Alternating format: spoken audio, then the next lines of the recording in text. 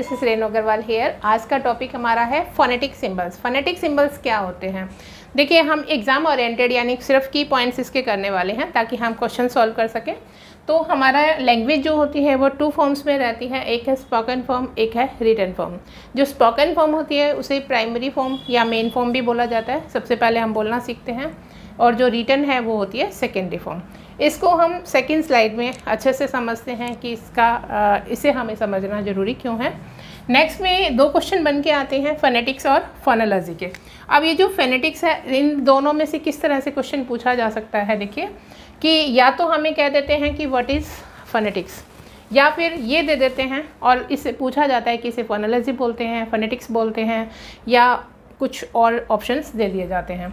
तो हमें ये ध्यान रखना है कि दोनों ही कंफ्यूजिंग है। देखिए, फोनेटिक्स क्या होती है? The study and science of speech sounds.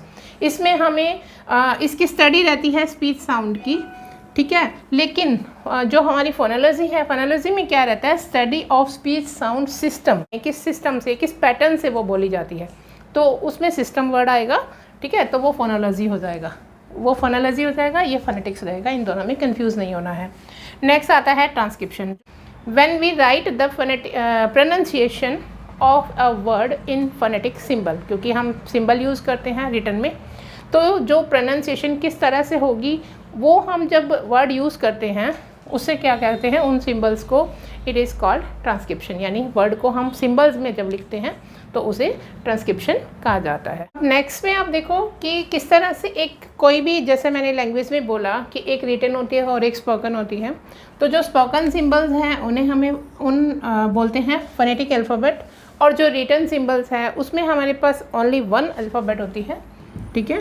इसमें हमारे पास ओनली 1 अल्फ़ाबेट यानी एक वर्णमाला होती है, जिसमें हमारे पास 26 लेटर्स होते हैं, क्योंकि इसमें कन्फ्यूज़न होने ही वाली है। देखो, ये अल्फ़ाबेट ओनली 1 होती है जो रिटन में हमें काम आती है। जैसे ABC से लेके आप जी यानी Z तक की बात करें तो ये 26 होते हैं, और ये जो 26 लेटर्स हैं ये प्रोड्यूस करते हैं, या हम कह सकते हैं रिप्रेजेंट करते हैं 44 साउंड्स। तो जब आपको साउंड्स के बारे में पूछा जाए तो हमारी जो ये फोनेटिक अल्फ़ाबेट है उसमें साउंड्स 44 है, लेटर जो है वो 26 है। इसको अभी हम फर्दर डिवाइड करेंगे नेक्स्ट स्लाइड में। तो ये तो आप डिफरेंस समझिए इसका। 1 जो एक सिंबल रहेगा, 1 सिंबल रिप्रेजेंट्स ओनली 1 साउंड। अब हम कहेंगे कि लेटर तो हमारे 26 हैं और 44 साउंड्स कैसे हुई?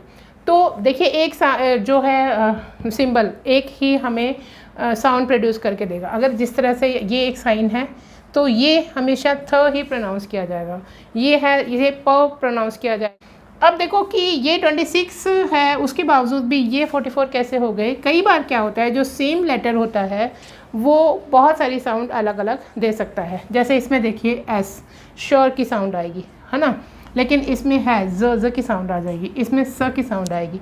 तो तीनों डिफरेंट यानी 3 डिफरेंट साउंड तो इसी में हो गई। नेक्स्ट है कि कई बार क्या होता है, डिफरेंट लेटर, यानी लेटर तो डिफरेंट रहते हैं लेकिन वो साउंड सेम देते हैं।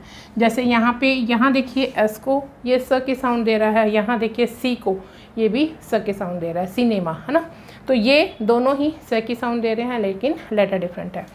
उसके बाद आता है कि कई बार लेटर साइलेंट ही होता है। जैसे यहाँ पे वॉक में एल साइलेंट है, गिव में ई साइलेंट है, नॉलेज में के साइलेंट है। तो इस तरह से करके ये जो है वो 44 साउंड हमें देते हैं। अब इनको फर्दर कैसे डिवाइड करना है, किस तरह के क्वेश्चन नेक्स्ट आ सकते हैं। अब देखो, जो लेटर्स हैं वो 26 हैं, और फर्दर डिवीज़न, जो मेन डिवीज़न दोनों की रहती है साउंड्स की और लेटर्स की, किस में रहती है कि 26 को किस तरह से डिवाइड किया गया है वाउल और कॉन्सोनेंट में। जो हमारे वाउल्स होते हैं इसमें 5 रहते हैं, AEIOU, और जो कॉन्सोनेंट्स होते हैं वो यहाँ पर 21 बच जाते हैं। तो जो ये 5 वॉल्स हैं इनकी साउंड जो है वो कितने साउंड होती है? वॉल साउंड हमारे पास होती है 20, ठीक है। और कॉन्सोनेंट जो 21 है उनके कॉन्सोनेंट साउंड्स कितनी होती है? 24। यानी हमने कितने में इसको डिवाइड कर दिया? 20 + 24 में, ठीक है। जो कम है वो वॉल साउंड है और जो ज़्यादा है वो वहाँ पे भी वही ज़्यादा है, तो 24 है। हालांकि 5 वॉल्स जो है वो 20 साउंड्स प्रोड्यूस करते हैं। वॉल साउंड को फर्दर डिवीज़न कैसे किया गया है? वॉल में हमारे पास एक होता है मोनोप्थोंग, दूसरा होता है डिप्थोंग। मोनोप्थोंग और डिप्थोंग्स। जो मोनो है, मोनो का मतलब होता है, जहाँ भी मोनो वर्ड आप देखते हैं उसका मतलब होता है सिंगल। डाई से याद करिए डबल, ठीक है। जो मोनो है वो सिंगल वॉल साउंड होते हैं और जो डिप्थोंग है वो डबल वॉल साउंड होते हैं। क्लियर, इतना क्लियर है। नंबर में कितने होते हैं? जो मोनोप्थोंग्स होते हैं वो 12 होते हैं, मोनोप्थोंग्स 12 होते हैं और जो डिप्थोंग है वो 8 होते हैं। मोनोप्थोंग्स को और क्या कहा जाता है? जिस तरह से मैं आपसे बोल रही हूँ उसी तरह से क्वेश्चन भी बनते हैं। मोनोप्थोंग्स को और क्या कहा जाता है? प्योर वॉल कहा जाता है, ठीक है। और कई बार ये पूछ लेते हैं कि इनमें से कौन सा करेक्ट नहीं है। ऊपर दे दिया मोनोप्थोंग्स आर और फिर यही दे दिया इनमें से कुछ दे दिया double wall sound, diphthong, glides, यानी ये तीनों तो गलत हो गए। तो एक दे दिया प्योर वॉल, तो हमारा ऑप्शन हो जाएगा प्योर वॉल, क्योंकि मोनोप्थोंग्स को प्योर वॉल भी बोलते हैं। क्लियर, सिंगल साउंड प्रोड्यूस करते हैं। डिप्थोंग को ग्लाइड्स बोलते हैं। ये क्या होता है? जब दो प्योर वॉल मिल जाते हैं, यानी combination of two pure vowels, और साउंड एक प्रोड्यूस करते हैं, तो उन्हें कहते हैं डिप्थोंग्स। इन्हें इम्प्योर वॉल्स भी बोलते हैं, ये भी हमें ध्यान रखना है। जैसे ये प्योर है तो ये इम्प्योर वॉल्स भी होते हैं। जब आप इनके क्वेश्चंस करेंगे नेक्स्ट उसमें वीडियो में, तो ये आपका पूरा क्लियर हो जाएगा कि यहाँ पे आपने क्या सीखा था। तो आप बताइएगा कि उसमें आपके कितने क्वेश्चन क्लियर हो गए। इसको फर्दर, ये जो 8 डिप्थोंग है, इनको फर्दर डिवीज़न कितने में किया गया है? इसमें 8 को डिवाइड किया है। एक होता है क्लोजिंग, एक होता है सेंटरिंग। क्लोजिंग जो है वो 5 है, सेंटरिंग जो है वो 3 है। अब यहाँ पे आते हैं कॉन्सोनेंट में। कॉन्सोनेंट में क्या है? वॉइसलेस और वॉइस्ड। तो वॉइसलेस कॉन्सोनेंट जो है वो है 9 और वॉइस्ड है वो है 15, ठीक है। जो हमारे वॉल्स हैं 20, वो पूरे के पूरे वॉइस्ड होते हैं।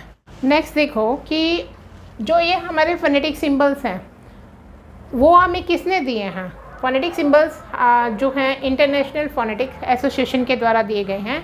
International phonetic association has given these symbols. ये सिंबल हमें उसके द्वारा दिए गए हैं। क्वेश्चन कहाँ से बन के आता है? इसको एसोसिएशन को पढ़ना ज़रूरी क्यों है? क्योंकि कई बार क्या होता है कि उसमें ऑप्शन में एसोसिएशन भी दिया होता है और अल्फ़ाबेट भी दिया होता है, और हमने क्योंकि ये वर्ड पढ़ा होता है और हम कंफ्यूज हो जाते हैं। तो ये सिर्फ गिवन है, ख़त्म हो गया, यहाँ पे काम उसने दिए हैं। उसके बाद जो ये सिंबल्स हैं, क्वेश्चन ये होता है कि इसे कहते क्या हैं? IPA बोलते हैं, ठीक है। IPA यानी लॉजिकल एंड कॉम्प्रिहेंसिव अल्फ़ाबेट, जिसे समझ के हमें क्या करना होता है, प्रोनाउंसिएशन कैसे करनी है वो समझना होता है। तो क्वेश्चन क्या बनता है कि IPA स्टैंड्स फॉर, या फिर what is IPA, what is the full form of IPA।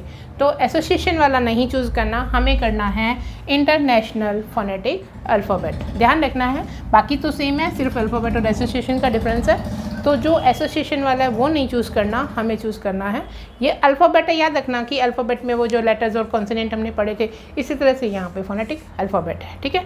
तो ये हमें याद रखना है। अब जो ये मॉडर्न फोनेटिक है, इसकी जो 3 ब्रांचेस है, क्वेश्चन बनता है कितनी ब्रांचेस है? तो 3 मेन ब्रांचेस है, और कौन कौन सी है उसके बारे में हम थोड़ा देख लेते हैं। जो मॉडर्न हमारे फोनेटिक्स है, इनकी 3 ब्रांचेस हैं, यानी कि 3 main branches of modern phonetics. तो 3 मेन ब्रांचेस कौन कौन सी है, और इससे भी रिलेटेड क्वेश्चन बन जाता है कि जो ये है उसे क्या बोलते हैं। तो एक बार अच्छे से समझिएगा इसको।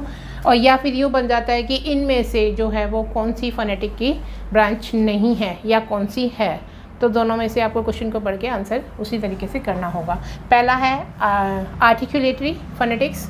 ये किससे, देखिए हमारा क्या काम रहता है, एक स्पीकर, फिर उसके बाद एक लिसनर रहता है और एक बीच का प्रोसेस रहता है। जो हम बोल रहे हैं, यानी जो मैं बोल रही हूँ वो आप तक पहुँचना, स्पीकर का बोलना लिसनर तक पहुँचना है। तो जो है आर्टिकुलेटरी जो फोनेटिक्स है, concerned with the production of speech sound, कि किस तरीके से वो जो है वो प्रोड्यूस की जा रही है साउंड। जो how the sounds are produce with the help of organs of speech, हम गले से, लिप्स से, टंग से, किस तरह से, टीथ से जो है हम अपनी उसको प्रोड्यूस कर रहे हैं, किसी भी वर्ड को, किसी भी साउंड को। तो पहला प्रोसेस ये हो गया। फिर है एक्वेस्टिक फोनेटिक्स। इसमें क्या होता है, the study of physical properties of speech sound. जैसे देखिए कोई बोल रहा है, उसकी वेव्स जो है वो किस तरह से वहाँ तक लिसनर तक पहुँच रही है, उसकी स्टडी जो हो गई वो हो गई acoustic phonetics. Third one is auditory. Auditory से याद रखिए जो ऑडियंस होती है, यानी यहाँ पे हियरिंग का काम रहेगा सारा। तो अब ये किससे कंसर्न्ड है, concerned with hearing of speech sound. Hope आपको वीडियो क्लियर हो गया होगा, आपको अच्छे से समझ में आ गया होगा। अगर आप ऐसे ही वीडियोस और देखना चाहते हैं तो हमारे मोटिवेशन के लिए इसे लाइक कर दीजिएगा, शेयर कर लीजिएगा और नेक्स्ट ये भी बताइएगा कि आपको कितना समझ में आया। Thank you for watching.